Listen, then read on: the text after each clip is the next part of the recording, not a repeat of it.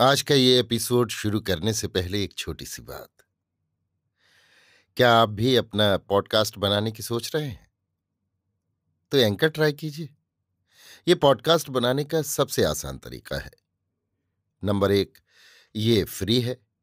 Number 2, इसमें कई सारे ऐसे टूल्स हैं जो आपको अपने फोन और कंप्यूटर पर रिकॉर्ड और एडिट करने की फैसिलिटी देते हैं। नंबर 3, आप अपने पॉडकास्ट को डिस्ट्रीब्यूट भी कर सकते हैं, जिससे इसे स्पॉटिफाई और दूसरे प्लेटफॉर्म पर सुना जा सके। तो डाउनलोड कीजिए फ्री एंकर ऐप या विजिट कीजिए anchor.fm पर अपना पॉडकास्ट स्टार्ट करने के लिए। ये तो थी एक छोटी सी जानकारी, और अब शुरू करते हैं एपिसोड का सिलसिला। तो आज के एपिसोड में लीजिए सुनिए ओ हेनरी की लिखी कहानी लाल परी की शान में एक रुबाई, मेरी यानी समीर गोस्वामी की आवाज में। इस कहानी का निर्देश शराबबंदी के भाषण और मधुशाला के निमंत्रण के बीच कहीं भी हो सकता है। मधुशाला का निमंत्रण इसलिए कि शराब ही कहानी का प्रधान विषय है, जिसकी तो नदियां बहेंगी, और शराबबंदी का भाषण इसलिए कि पियक्कड़ों के दर्शन नहीं होंगे। बॉब बेबिट आजकल खुश्क था। इसका मतलब रंगीलों के शब्दकोश में ये होता है कि उसने शराब पीना छोड़ दिया था और आजकल वो पानी पीकर जिंदा रहता था। सुधारकों द्वारा राक्षसी सुरा कहलाई जाने वाली लाल परी से बाप के एकाएक मुख मोड़ लेने का कारण सुधारकों और कलालों दोनों के लिए दिलचस्प होगा। जो आदमी नशा उतरने के बाद ये कबूल नहीं करता कि उसे कभी नशा चढ़ा था, उसको सुधारने की तो कुछ उम्मीद भी है, परंतु जो मनुष्य शब्दों के जादूगर की तरह ये कहता फिरे कि कल रात तो मैं 7वें आसमान पर था, उसे सुधारने के लिए दवा से ज्यादा दुआ की जरूरत है। एक दिन शाम को घर लौटते समय बॉब ब्रॉडवे के एक ऐसे मैखाने में जा पहुंचा जो उसे बहुत पसंद था। आसपास के दफ्तरों में काम करने वाले 2-4 जान पहचान के लोग भी उसे वहां अक्सर मिल जाया करते थे। इसके बाद शराब और गपशप के दौर चलते और खाने के लिए घर पहुंचने में उसे अक्सर देर हो जाया करती। इस समय उसकी नजरों में स्टैंडर्ड ऑयल कंपनी भी तुच्छ दिखाई देती।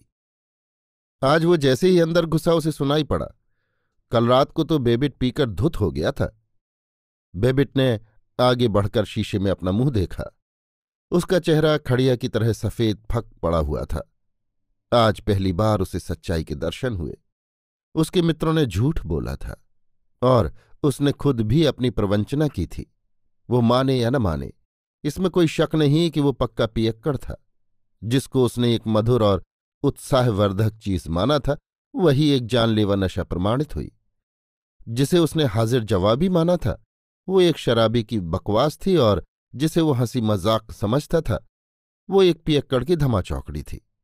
परंतु अब कान पकड़ लिया। उसने कलाल से कहा, एक गिलास सोडा। उसके मित्रों पर, जो उसका साथ देने की राह देख रहे थे, एक खामोशी छा गई। उनमें से एक ने नम्रता से पूछा, क्यों बॉब, क्या तौबा कर ली? उसके स्वर में एक ऐसी औपचारिकता थी जो अक्सर शराबियों में नहीं पाई जाती। बॉबी ने स्वीकारात्मक उत्तर दिया। साथ में बैठे हुए किसी व्यक्ति ने अधूरी छोड़ी गई कहानी का सूत्र पकड़ा और आगे कहना शुरू किया। कलाल ने कुछ सिक्के गल्ले में डालकर रेजगारी गिनना शुरू किया और बॉब वहां से चल पड़ा। बॉब घरबारी था और उसकी शादी हो चुकी थी। लेकिन ये एक दूसरी कहानी है, और मैं वही कहानी कहूंगा जिससे आप अच्छी आदत और बुरी कहानी वाले फिक्रे की चरितार्थता समझ सकें। ये किस्सा सुलीवान प्रदेश से शुरू हुआ, जहां से कई नदियों और कई तकलीफों का जन्म होता है। जुलाई का महीना था और पहाड़ों के किसी होटल में जैसी गर्मियां बिताने के लिए ठहरी हुई थी। बॉब ने अभी अभी कॉलेज की शिक्षा समाप्त की थी। उसने जैसी को देखा और सितंबर में उनका विवाह हो गया। यही इस कथा का सार है। एक घूंट पानी पीकर इसे दवाई की तरह गुटक सकते हैं। लेकिन वे जुलाई के दिन, अब इस विस्मय के चिन्ह को ही समझाने दीजिए। मैं बीच में नहीं बोलूंगा। अधिक जानकारी के लिए पढ़िए रोमियो जूलियट और अब्राहम लिंकन का तुम कुछ लोगों को बेवकूफ बना सकते हो के विषय में रोमांचकारी गीत, अथवा डार्विन का कोई ग्रंथ। लेकिन आपको एक बात बता देता हूं, वे दोनों ही उमर खय्याम की रुबाइयों पर फिदा थे। उस बूढ़े स्पष्टवादी का एक एक छंद उन्हें कंठस्थ था। तरतीबवार तो नहीं, पर जैसे किसी होटल के सस्ते खाने में से हम चुन चुनकर कुकुरमुत्ता निकालते हैं, उसी प्रकार उन्होंने इधर उधर से चुन चुनकर कुछ रूबाइयां याद कर रखी थीं। सुलीवान प्रदेश पहाड़ों और पेड़ों से भरा हुआ है, और जैसी भी उन पर बैठा करती थी, मेरा मतलब है पहाड़ों पर। बॉब उसके पीछे खड़ा होकर उसके कंधों पर से अपने हाथ ले जाकर उसके हाथ अपने हाथों से पकड़े रखता। उसका चेहरा जैसी के चेहरे से सटा होता और वे दोनों उस बूढ़े तंबू बनाने वाले की रुबाइयों को दोहराते रहते। उन दिनों वे उन रुबाइयों के दार्शनिक तत्व और काव्य सौंदर्य को ही देख पाते थे। वे मानते थे कि शराब तो एक रूपक है जो किसी अलौकिक वस्तु, प्रेम या जीवन को व्यक्त करता है। जो भी हो, उन्होंने उस समय तक उस शराब का स्वाद नहीं चखा था जो 60 सेंट वाले सस्ते होटल में मिलता है। हाँ, तो मैं क्या कह रहा था? अच्छा, उन्होंने शादी कर ली और वे न्यूयॉर्क आ गए। बॉब के पास कॉलेज की डिग्री थी, इसलिए उसे $15 प्रति सप्ताह पर एक वकील के दफ्तर में क्लर्की मिल गई। 2 वर्ष समाप्त होते उसे $50 मिलने लगे और उसने पहली बार इस स्वच्छंद रस का स्वाद चख लिया। उसके पास 2 सजे हुए कमरे और एक रसोई घर था। गांवों की सुंदर और हरी भरी पृष्ठभूमि से परिचित जैसे के लिए तो शराब शक्कर और मसालेदार सी लज्जतदार थी। उसने अपने कमरे की दीवारों पर मछली पकड़ने के जाल लटका लिए, एक टूटी फूटी अलमारी ले आई और बैंजो बजाना सीख लिया। हफ्ते में 2-3 बार वे उन फ्रेंच और इटालियन होटलों में खाना खा आते जहां धुएं से दम घुटता है, जहां हर कोई शेखी बघारता है और अधिकांश के बाल बिना छटे ही होते हैं। जरा मस्ती लाने के लिए जेसी ने शराब पीना सीख लिया। घर पर भोजन करने के बाद वो एक आध सिगार पीने लगी। उसने केआंटी शराब का उच्चारण भी सीख लिया और वेटर को टिप देने लगी। एक बार एक भीड़ के सामने उसने ला ला ला गाना शुरू किया, लेकिन 2 अक्षरों तक ही कह सकी।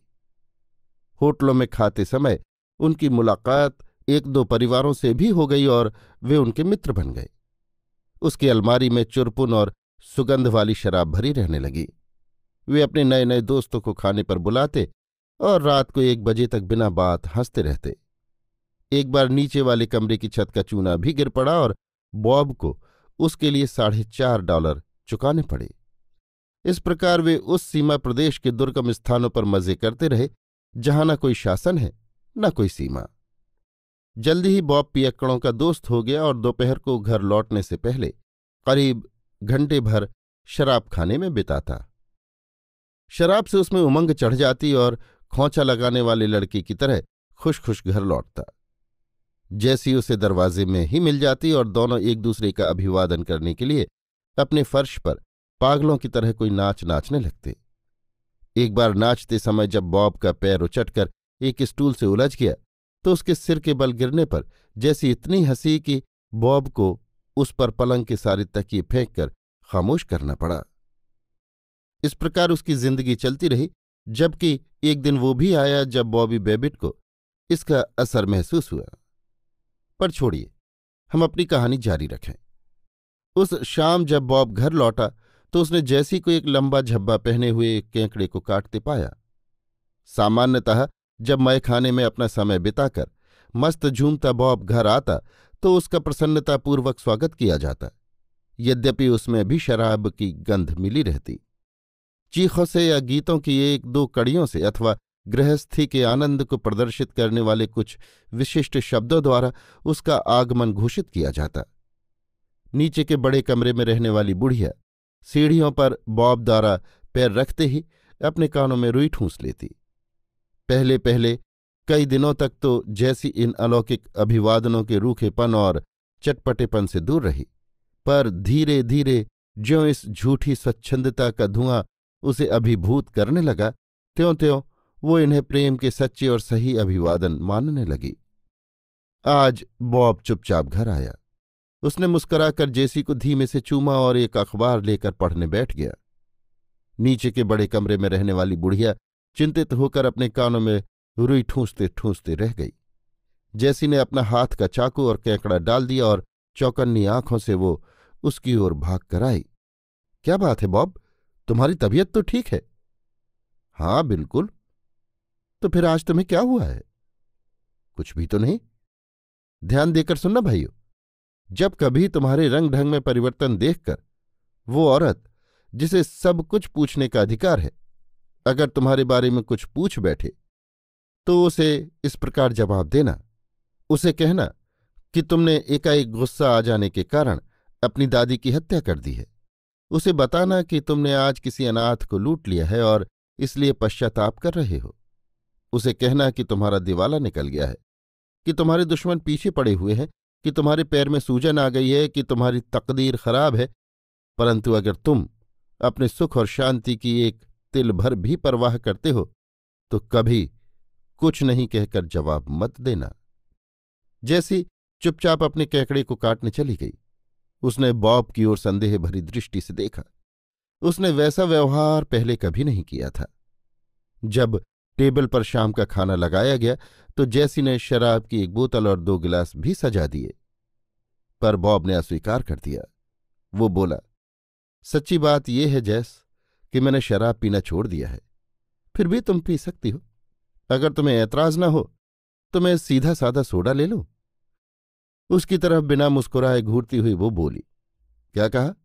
तुमने पीना छोड़ दिया? किस लिए? बॉब बोला, उससे मुझे कोई फायदा नहीं होता था। क्या तुम्हें ये बात अच्छी नहीं लगी? जैसी ने अपनी भौहें चढ़ा ली और एक कंधा उचका लिया। बनावटी मुस्कुराहट के साथ उसने कहा, बिल्कुल, मैं भी अपने शुद्ध अंतःकरण से किसी को दारू या बीड़ी पीने के लिए या रविवार को सीटी बजाने के लिए सलाह नहीं दे सकती। लगभग बिना किसी बातचीत के गुमसुम खाना समाप्त हो गया। बॉब ने बात करने की कोशिश की, पर और दिनों की तरह उसकी बात में जान नहीं थी। वो दयनीय हो उठा। 1-2 बार उसकी नज़र बोतल पर टिक गई, पर हर बार उसके शराबी मित्र का ताना उसके कानों में गूंज उठता और उसका मुंह कठोर हो जाता। इस परिवर्तन का जैसी पर गहरा प्रभाव पड़ा। उसे लगा कि एकाएक जैसे उनके जीवन का सार विदा हो गया है। बोतल का ढक्कन खोलते समय जो बेचैनी और उन्माद, जो झूठी प्रफुल्लता और अप्राकृतिक स्वच्छंदता की जो उत्तेजना होती थी, वो सहसा चली गई मालूम होती थी। उदासीन बाप की ओर उसने जिज्ञासा और निरूपाय नजरों से देखा। बॉब किसी बीवी को मारने वाले पति अत्याचारी की तरह दिखता था। खाने के बाद हबशी नौकरानी हमेशा की तरह बर्तन साफ करने के लिए आई। एक अजीब अदा से जैसी शराब की बोतल, कुछ गिलास और बर्फ के टुकड़े रखने का एक बर्तन ले आई और उन्हें टेबल पर सजा दिया। अपने स्वर में बर्फ सी कठोर सर्दी ढालकर उसने कहा, क्या मैं पूछ सकती हूं कि आपके अनायास अच्छेपन के दौरे में क्या मुझे भी शरीक होना पड़ेगा? अगर नहीं तो मैं तो अपने लिए ढाल लूं। न जाने क्यों आज कुछ ज्यादा ठंड है। बॉब ने खुश होकर कहा, ओह जैस, मेरे साथ तुम इतनी रुखाई मत दिखाओ। तुम तो पियो, तुम्हारे ज्यादा पीकर धुत होने का कोई खतरा नहीं है। ये डर तो मुझे था और इसीलिए मैंने छोड़ दिया। तुम पियो, बाद में बैंजो निकालना, नई धुन बजाएंगे। किसी देवी आदेश के समान जैसी ने कहा, मैंने सुना है कि सिर्फ पीना ही हानिकारक आदत है। कुछ भी हो, मैं आज बैंजो नहीं बजा सकती। अगर हमें सुधरना है तो बैंजो बजाने की बुरी आदत भी छोड़नी पड़ेगी। उसने एक किताब उठाई और टेबल की दूसरी तरफ अपनी आराम कुर्सी में पढ़ने बैठ गया। आधे घंटे तक उनमें से कोई नहीं बोला। उसके बाद बॉब ने अपना अखबार रख दिया और एक अजीब अदा से उसकी कुर्सी के पीछे जाकर खड़ा हो गया। उसके कंधों पर से अपने हाथ निकालकर उसने उसके दोनों हाथ पकड़ लिए और उसके चेहरे से अपना चेहरा सटा लिया।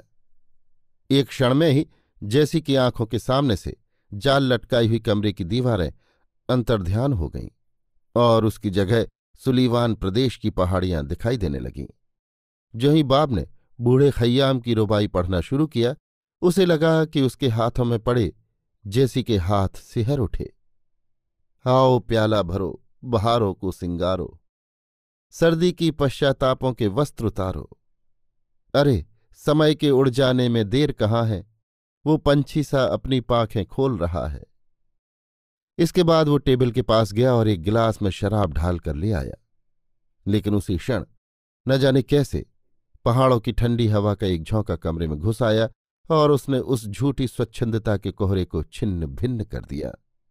जैसी उछली और अपने हाथ के एक झटके से उसने बोतल और गिलास को टेबल के नीचे गिराकर चूर चूर कर दिया। हाथ का वही अंदाज उसके हाथ को बॉब के गले के चारों ओर ले गया। उसने अपने साथी को बाहों में कस लिया। ओह बॉबी, ये रुबाई नहीं। हे भगवान, अब समझ में आया, मैं ऐसी बेवकूफ हमेशा तो नहीं थी। वो दूसरी रुबाई, वो जिसमें कहा है और इसे मनमाना, फिर से वो सुनाओ बॉब, और इससे मनमाना। बॉब बोला, हाँ हाँ, मुझे वो भी याद है। कहा है, ओ प्यारे, क्या तुम मैं दोनों उससे साजिश कर सकते हैं, उससे निर्मित दुख दर्दों की इस रचना को धर सकते हैं। टुकड़े टुकड़े इस दुनिया के हम दोनों कर, जैसी बीच ही में बोल उठी, इसे मुझे पूरा करने दो। टुकड़े टुकड़े इस दुनिया के हम दोनों कर क्यों ना फेंक दे, और इसे मनमाना फिर से क्या न किसी दिन घड़ सकते हैं। बॉब ने अपने पैरों के नीचे पड़े कांच के टुकड़ों को कुचलते हुए कहा, इसके तो टुकड़े टुकड़े हो चुके हैं। नीचे किसी गहराई में मालकिन श्रीमती पिकंस के सधे हुए कानों ने इस तोड़फोड़ की ध्वनि पहचान ली। उसने कहा, ये वही जंगली मिस्टर बॉबिट है। फिर धुत होकर घर आया है और तोड़फोड़ कर रहा है। और उसकी बहू तो देखो, बेचारी कितनी अच्छी है।